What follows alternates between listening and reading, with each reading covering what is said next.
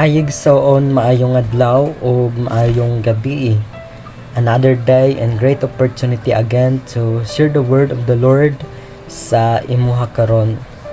And kini nga pulong sa Ginoo, no, dako kayo siya kanang ginahatag sa atoa o kanang purpose bitaw sa atong kinabuhi.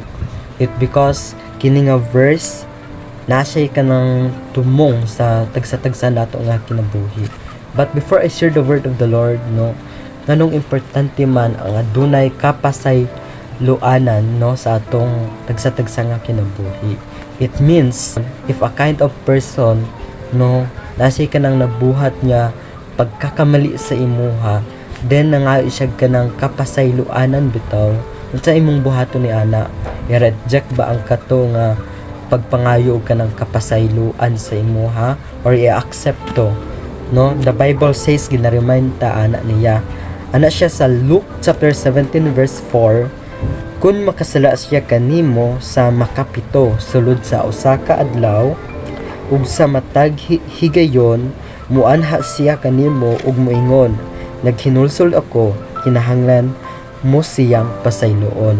The word of God kina-encourage ta niya. If the kind of person daw nasa kanang pagkakamili, and short nakasala siya sa imuha o kanang ikapito 7 times sa usa ka adlaw, then nagrepent siya sa katong sala niya sa imuha, then nangayo siya kanang kapasayloan sa imuha, kinahanglan daw nimo siya pasayloon, no? But the question is, nabuhat na ba na nimo?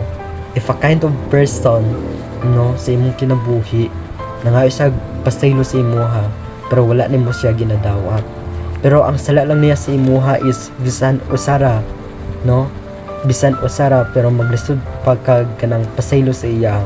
But the scriptures ana siya 7 times, means ikapito nga sala no nga nabuhat niya sa imuha, lisod kayo na siya, pero the Bible says, no, kinahanglan jud nimo siya pasayloon. And dili lang ikaw and even ako, no, we must need to forgive, no, sa mga tawo nga nakabuhat sa atoa o kanang sala, and bisan kanang nasalay kanang mga nasayok ba or pakya sa atong kinabuhi, we must to forgive them, it because the scripture says, no, mao ni ang giingon sa pulong sa Ginoo, kinahanglan nato ang kapasayloanan sa tawo nga nakasala sa atoa. That's why the word of the Lord is very clear. If ang imong kinabuhi napakay kanang guilt sa ubang tawo, it because nakasala sila sa imuha, the Bible teaches us, no, nga kinahanglan pasayloon nimo sila.